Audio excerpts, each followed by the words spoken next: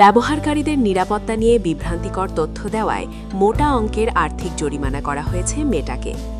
যুক্তরাষ্ট্রের new Mexico অঙ্গরাজ্যের একটি জুরি রায়ে এই তথ্য জানা যায়। মামলাটি করেছিলেন নিউ মেক্সিকোর অ্যাটর্নি জেনারেল রাউল তোরেজ। তার অভিযোগ, ফেসবুক, ইনস্টাগ্রাম ও হোয়াটসঅ্যাপ ব্যবহারকারীদের, বিশেষ করে শিশু ও কিশোরদের নিরাপত্তা নিশ্চিত করতে ব্যর্থ হয়েছে মেটা। এমনকি প্ল্যাটফর্মগুলোতে শিশু যৌন শোষণের সুযোগ তৈরি হয়েছে বলেও অভিযোগ করা হয়। 6 সপ্তাহ ধরে চলা শুনানি শেষে জুরি একদিনেরও কম সময় আলোচনার পর সিদ্ধান্তে পৌঁছায়। তারা মনে করেন মেটা নিউ মেক্সিকোর ভোক্তা সুরক্ষা আইন লঙ্ঘন করেছে।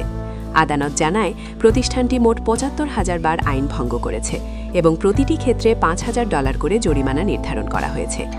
রায়ের পর এক বিবৃতিতে রাউল তোরেজ বলেন, এটি শিশু ও পরিবারের জন্য একটি ঐতিহাসিক জয়। তার ভাষায়, কোনো কোম্পানি আইনের ঊর্ধ্বে নয়, এই বার্তাই স্পষ্ট হয়েছে। তবে রায়ের সঙ্গে একমত নয় মেটা। প্রতিষ্ঠানটির এক মুখপাত্র জানিয়েছেন তারা এই রায়ের বিরুদ্ধে আপিল করবে। তাদের দাবি, প্ল্যাটফর্মে নিরাপত্তা নিশ্চিত করতে তারা নিয়মিত কাজ করছে এবং ক্ষতিকর কন্টেন্ট শনাক্ত ও অপসারণ করা একটি জটিল প্রক্রিয়া। মামলা শুনানিতে রাজ্যপক্ষের আইনজীবীরা অভিযোগ করেন, মেটা দীর্ঘদিন ধরে শিশুদের সুরক্ষায় যথাযথ পদক্ষেপ নেয়নি। প্ল্যাটফর্মে প্রিডেটরদের অবাধ প্রবেশের সুযোগ ছিল, যা বাস্তব জীবনে নির্যাতন ও মানব পাচারের ঘটনাও বাড়িয়েছে। অন্যদিকে মেটার আইনজীবীরা আদালতে বলেন, প্রতিষ্ঠানটি নিরাপত্তা নিশ্চিত করতে নানা ব্যবস্থা নিয়েছে এবং ব্যবহারকারীদের কাছে বিষয়গুলো স্পষ্টভাবে তুলে ধরেছে। তাদের দাবি, ইচ্ছাকৃতভাবে কোনো তথ্য গোপন করা হয়নি। এই মামলার সূত্রপাত 2023 সালের একটি গোপন তদন্ত থেকে। তদন্তকারীরা 14 বছরের কম বয়সী ব্যবহারকারীর পরিচয়ে ফেসবুক ও ইনস্টাগ্রামে অ্যাকাউন্ট খুলে দেখেন। সেখানে তারা অনাকাঙ্ক্ষিত যৌন বার্তা ও প্রাপ্তবয়স্কদের যোগাযোগে শিকার হচ্ছেন।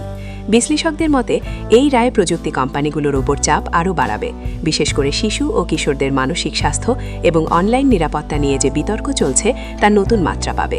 এদিকে মেটার বিরুদ্ধে যুক্তরাষ্ট্র জুড়ে আরও হাজারো মামলা চলমান রয়েছে।